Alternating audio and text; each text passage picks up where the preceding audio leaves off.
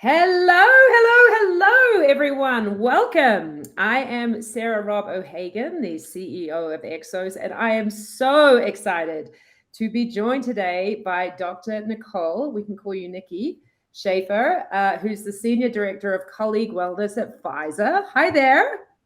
Hello. Good to be here. So good to have you. Now, I do need to tell our awesome audience, you are a badass. Let's just start there. So Nicole, she is the Senior Director of Colleague Wellness at Pfizer. So that's a huge job, everyone. And beyond that, she has a background as a nurse practitioner, been in the health industry for such a long time with roles at J&J, also the occupational health supervisor at Pfizer. You have a lot of people's lives riding on your shoulders, my friend Nikki. Now, beyond that, what you wouldn't necessarily know is she runs a lot of half marathons. We're going to get into that, and marathons. She's also a breast cancer survivor, which is incredibly inspiring. So this is a really interesting woman that we're going to speak to today and really hear about what it's been like getting through a pandemic with a huge workforce that she's having to support and what's changed as time has gone on. So, Nikki, I want to start by hearing a little bit about you. So it's funny, where I sit, I feel like employee well-being is the biggest buzz topic for companies at the moment. You look at your LinkedIn every day, everyone's talking about well-being.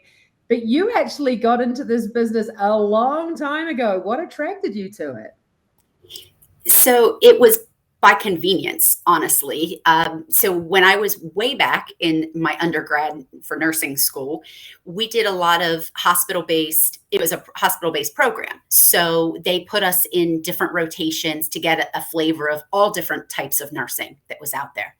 At that time, I lived 5 minutes away from the world's largest Listerine manufacturing plant. So I got placed there. And that was it was Warner Lambert that was then bought by Pfizer, then sold to J&J. So that is what became my home for 16 years. So That's how I got my start. And I loved the independence of the holistic approach, from caring for injuries to the regulatory compliance to we had fitness centers on site there and physical therapy. So it was very progressive back then. Yeah. And in the 90s was when occupational health and wellness and employee wellness was actually still pretty big. It wasn't until there were lots of companies that had it. And it wasn't until the early 2000s when companies started going away from having their internal programs. And now we're seeing that on the upswing again. Yeah. But I've been in big companies that have continued it no matter what. They weren't ones that outsourced or went away from it. Yeah. So you, to me, are such a fascinating person to ask, like, none of us could have predicted a pandemic, right? But how has your role changed, supporting the well-being of just huge numbers of people in very different disciplines, actually? You know, think about the scientists at Pfizer through to your marketers, through to your ops people. How has your role changed from 2019 to now? What would you say is the biggest change? So on a personal level, I've learned to operate in that gray unknown space. I was prior to that, the very black and white. Like there wasn't a lot of wiggle room in between. You know, you did it this way or you didn't.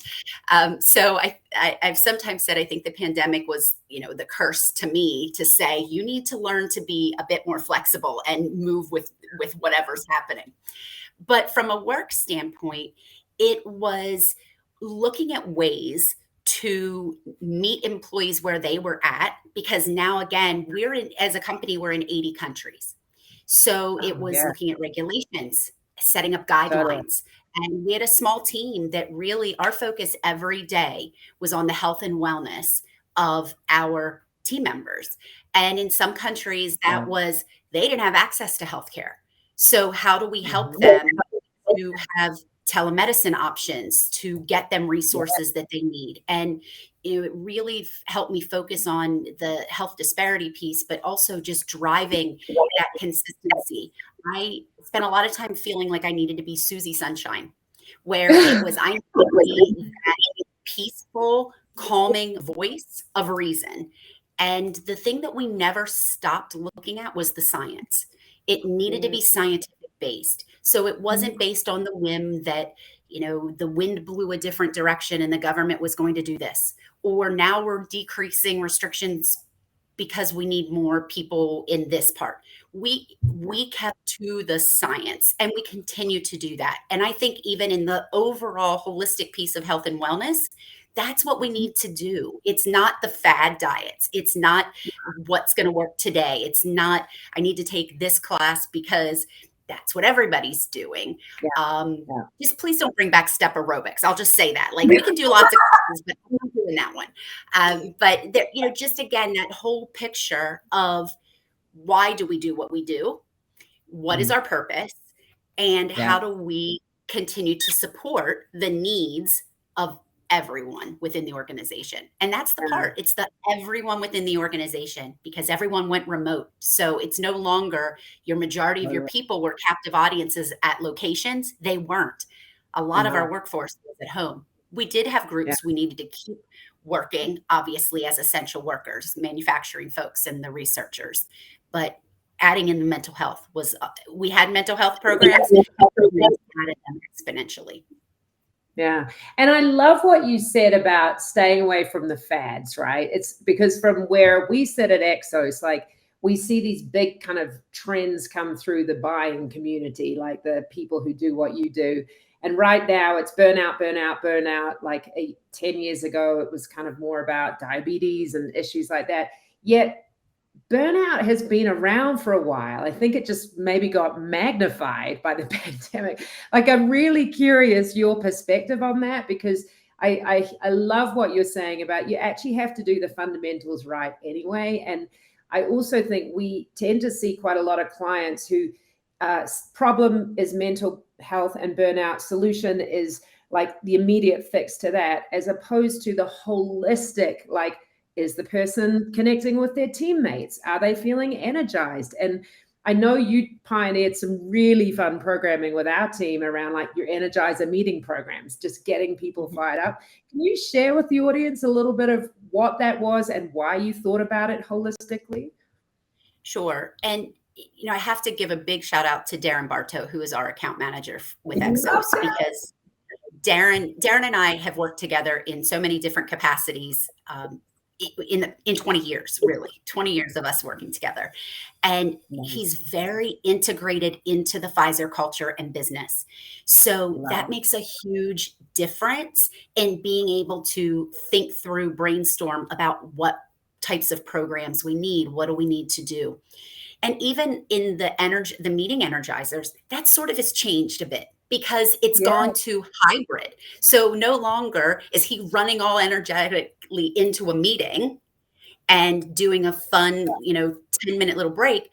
It may be hybrid right now, where you have some people in a room and you have some virtual, or there were times where it was all virtual, and getting people to kind of come out of their comfort zone a little bit about what you're doing on video, and things that you can realize you can do in a chair, in your home. Like, it's thinking about the basics, instead of, you don't have to have a big, brick and mortar fitness center to be able to be active and to reduce your stress and to do all of those pieces. So that's where our focus has been. So that's the meeting energizer part. But, in general, that holistic piece is so huge. We are focused very much on mental health right now, but mental health, what gives someone a sense of mental well-being for one person may be very different from another. And, Sarah, I shared this with you the other day, but, during the pandemic, I was working extremely long hours. Again, there were a lot of things happening, as you can imagine.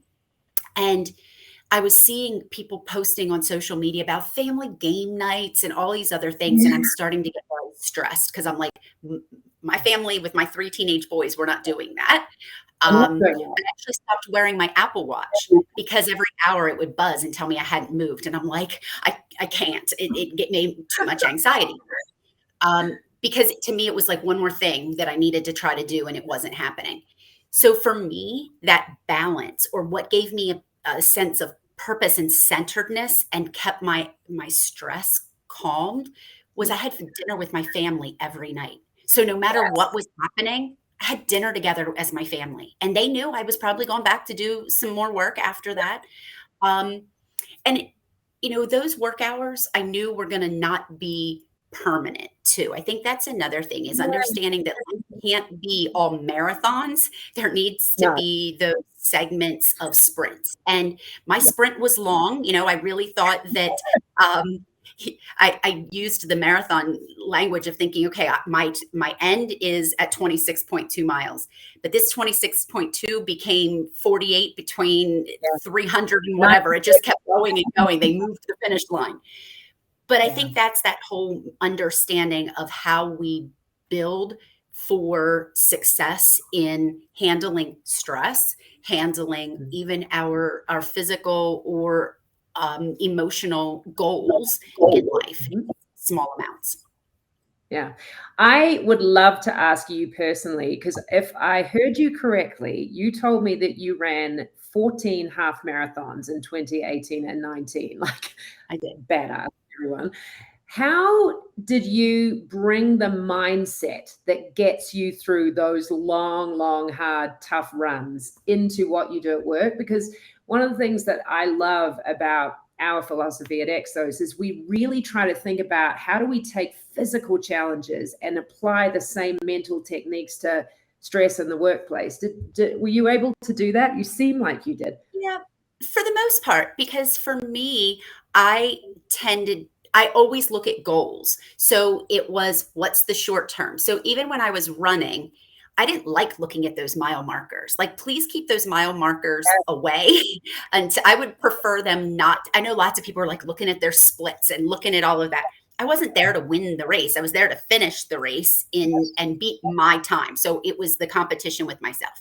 So even during COVID, it was like, okay, let's continue to look at, do we have guidance to keep all of our colleagues safe? Then we got to the point where we had a vaccine.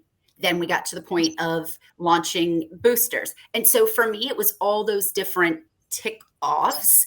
And it was looking at monthly, what was our positive caseload? What was happening? What do we need to do further? What other support could we do? So in that way, I think that is how I think of things, is that breaking them up into smaller chunks, which is how I did with my runs. Was, okay, 5 miles was the first time I'd look. And then, it might have been 7 or 10. And then but I always then would count down that, okay, I'm over halfway. So again, it was more thinking of those achievements in that direction. Love that. Such a good insight. Now, everyone who is listening and watching, please put your questions in the chat for Nikki, because I want to make sure I give you all a chance to ask questions at the end. But building on this conversation, I want to hear about how you thought about community building at Pfizer. So we have this wonderful saying at Exos that greatness is a team sport. And I have actually, yes, you're our client, but even if you weren't, as just a regular consumer, looking at what Pfizer as a company went through, it must have been one of the greatest team experiences of all of your careers, because you were doing something for humanity, like probably the biggest challenge that was ever needed. And I'm just curious, like, what that felt like. Did it feel in the moment that even though it was exhausting, this was a moment that we were there to rally? Did your teammates help you in that initiative to keep going? Yeah, so that first year of 2020 was very draining on our team. So I've got clinicians all around the world that report to me. And, we struggled where all we were hearing were the fears. We were there to support our colleagues, but, family members were dying. I'll never forget the day that I got a message that our first colleague we had our first colleague die as a result of COVID. I still get goosebumps thinking about that. Like, it was not somebody I knew personally, but I took that very personally, and I'll never forget that day. And wasn't in the US, it didn't matter. That was like a hard hit kind of family loss. And then to see our teams rally when the vaccine was approved and launched, and the first vaccines, the amount of pictures that I would receive when we were able to do vaccinations on sites around the world, that our colleagues, they're like, science is winning. This is what we're here about. This is what we've pushed so hard for, the past year. It's like seeing the finish line. It wasn't totally the finish line, but it was a huge accomplishment for that year. Yeah. So 2021 for my team had lots of tears, but they were tears of joy. We have pictures of, at one of our sites in Ireland, 3 generations of family that all worked at the same facility that were that said, we're now all vaccinated and we can actually see each other again. Oh, and to the most recent with the small kids, I just got a picture of someone's 9-month-old just getting their first dose. And the little boy was like chubby cheeks and actually smiling. And I'm like, this is just unbelievable. So those are things that bring me joy. And really, we tried very hard to celebrate those moments. And it offset. It still was exhausting. It was still all of that. But it's it's tough. And we all knew that we all just needed to hike up our bootstraps because pandemic wasn't just our normal work. There was everything got put on hold and it was all COVID. Yeah. And I do think, like, I'm a big believer, these are great mentoring stories for younger people in their careers because the hard work is hard. There's no denying it. But when you're on a team that's doing something so meaningful, gosh, it must feel incredible on the side. And one of the things I do want to ask you about is, in the spirit of community building and teamwork, I am just so saddened when I read, there's a great study that came out recently from CNBC that 72% of global workers are feeling lonely at least monthly. 55% say they feel the same at least weekly. That's lonely. It's just such a horrible thought. And yet I think about what you've done to really build teamwork and community. I was laughing so hard when the team was telling me, not only do we do 5Ks and charity table tennis, we do hallway flash mobs. I'm like, what's a hallway flash mob? Like, and how does that happen in the middle of a global pandemic when you're trying to get the whole world vaccinated? I'm like, this woman's clearly very creative in how she thinks about bringing, like, so that's your team. That's your team coming up with a lot of those things. So I cannot take credit for most of those. That study doesn't surprise me, though, believe it or not, because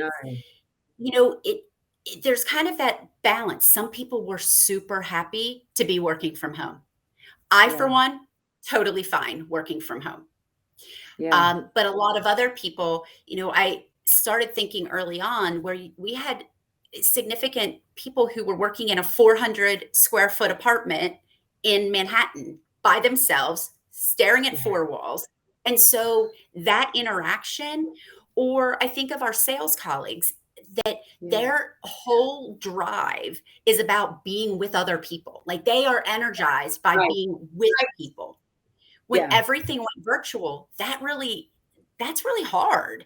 And so you've got kind of a balance of ones that are very happy to be at home. And so, they're enjoying that time and are actually a bit more anxious about returning to the office versus So you've got both sides of that coin.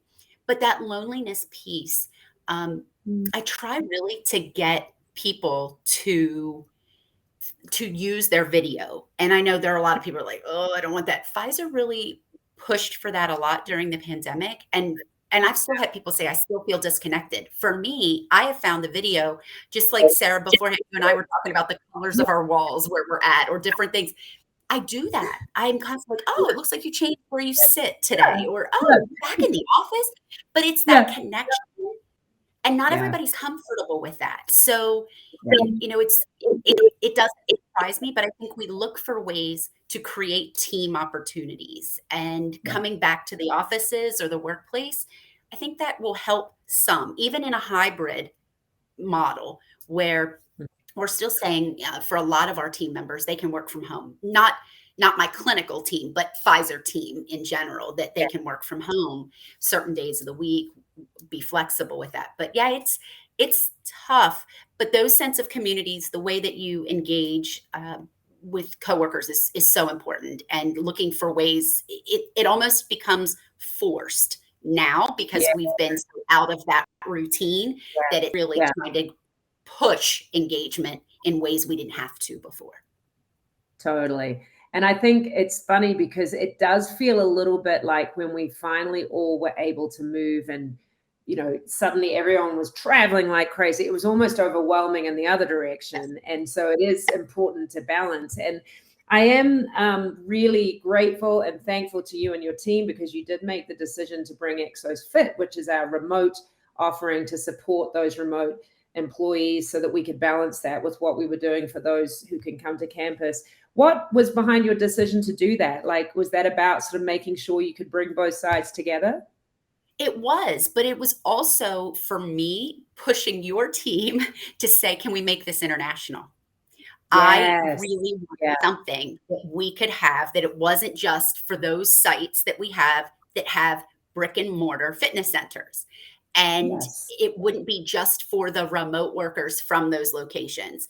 I value the programs that your team has created, and just the whole mechanism and the philosophy of the company. And so as a result, I'm like, okay, I got all these other groups that don't have any of those resources. How can we do that? How do we, make this available across US? Yeah. And I do think that the ongoing fun part now is like, how do we continue to build that connectivity between the person who's remote, the person who's on campus, like making sure that we can really start to build more energizing teamwork, for sure. And I think that's where our teams partner. I think that's where we utilize both of our teams. So, I've got all the clinicians. They're not sitting at every location around the world either, but we have our own nutrition platform that our team has launched to remove, to make sure we take into consideration cultural things. Like, I've done plenty of health coaching for nutrition and said, eat 3 salads a day and chicken. Well, if I tell somebody that lives in the Philippines, and I can say that because one of my leaders does, she laughed at me. She's like, I'm not eating 3 salads and chicken. So, it's how do we make sure that we are giving culturally appropriate advice, and also taking into considerations things like where people are at in their life. So if I'm more concerned about whether I've got food for my family and a roof over my head, then that looks very different about what I want to know about than if I just need to know if I should use olive oil or peanut oil. So, I think that's where our two teams work well together. We promote and collaborate together, and, really link to each other. And I think that's the one thing I would say to any company is look at all your benefits programs and be able to link together. Because again, Darren's so good about partnering with it, whether it's with our employee assistance program. And so you do these referrals between each other. We had other services where it's like, oh, well, look, this might benefit this. Getting them together and speaking, they've been talking like once a month for many months. So I think that collaboration's huge too. Yeah, 100%. Now, I have a great question from one of our audience members, Bianca Guest. I hope I said that correctly. And I love this question because I'm looking at you right now, Nikki, and you're just a ball of energy. Yet I know what you've just described to me that you went through. Do you feel like your energy is kind of back to what it was pre-pandemic? If not, what are you doing about it? And Bianca's asking personally, she's like, I'm trying to figure out how to get myself back. What advice might you give? So understand that I'm a high energy person always. This is back to pretty much pre-pandemic. The one big thing that has gotten me there, I'm actually sleeping at night. So there were many of nights I wasn't sleeping. I'm back to being physically active. I will tell you, I am not back to running the way I was. I started running again last summer, was feeling really great, ended up with a stress fracture. And so there are those little things. It's like, oh, for heaven's sake, setback to setback. I am committed to, now I get to share one other huge piece. I will be 50 next July. And I am committed that next year, I am running the marathon that I always said I was going to run. So I was signed up to do one in 2019. It didn't happen. So I am determined to do that. So, barring some major thing, I'm doing the Corning. It's the Corning glass one. It's the wine glass marathon. And the reason I've selected that is because it's point to point. because I've run enough halves to know that if I have to circle another loop as I'm watching people go into the finish chute, it's not happening. I'll be in the finish chute.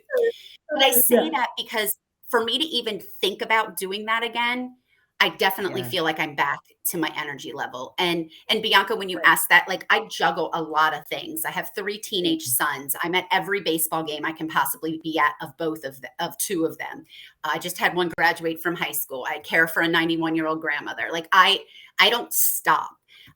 When my head hits the pillow, I'm out. And that during the main part of the pandemic was not the case. I wasn't sleeping, or I'd wake up at 3 a.m. wide awake and go start working.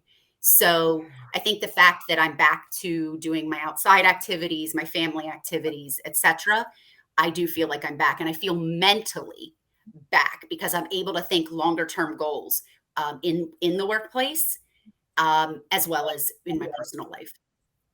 Yeah, totally. Interestingly, we have a very great question from Sid Coker, who's on the Exos team, actually. And this is a really interesting one based on what you were just talking about. Since nobody is an island to themselves, which we know, and the stress of work will bleed into your personal life, how did your team think about supporting the families of your teammates at work? Was that a consideration? It was even down to, something as, I'll say as simple, it wasn't quite as simple as vaccination availability. So yes, we're talking about stress, but we were talking about people couldn't get access for their families. And we did something outside of our norm. We normally do not, bring family members into the facilities to do all of that. We did that. We brought people in all around the world to do their vaccines so that they could also feel a bit of that stress relief. The other thing that as a company that I absolutely love, we implemented Wellness Day. And that was a day where you are to take the day for yourself. And that's even if you want to, get all dressed like you're going to work. And then, you go to the movies and sit there all day and eat popcorn. That's totally whatever makes you happy. So for an employee to do that, it's just, again, a bit of recharge. We also started something called Focus Weeks. So it was 4 weeks out of the year where we don't do meetings unless they're business critical. So again, whether you want to take vacation during that time, I used that time last year to finally get some vacation that I hadn't taken because you need it. So we focused a lot on that part. We also did a couple other programs where we used our EAP provider to do sessions on how do you manage this with your family at home, and how do you balance what needs to happen, and also just the stress in general of a pandemic. Like, how do everybody's worried. And so it's not even just the work level, but it's how do we talk as a family about what's bothering us?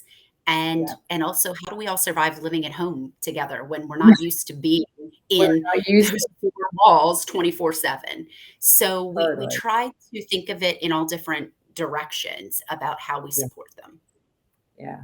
And what I love about just hearing you, and I'm assuming, the many years you've been doing this at Pfizer and how you've been able to influence your Pfizer leadership, I'm sure, is in the end, it's like the corporation needs to help build into the culture all of these things you're talking about, because we've heard from so many clients where through the worst parts of the pandemic, they're reaching for these solutions, like adding new solutions to the list. And then the employee's like, I'm overwhelmed. You're adding more things to my plate to do after work, as opposed to let's throw in a recharge break during work so that we're actually embedding it into the culture. And I think you do that so beautifully, Nikki. And it feels to me like that's something everyone could really learn from as they think about building this culture of well-being.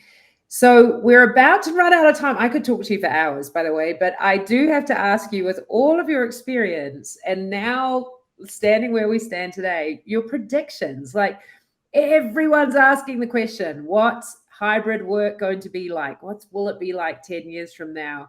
What are your thoughts, Nikki, from where you stand? So 10 years ago, I want to be sitting on an island, or I would like this 10 years from now, I want to be like, at least I think I do, but then I think I have all this energy. I don't know that that's going to happen because then I'll be bored. But, Yeah.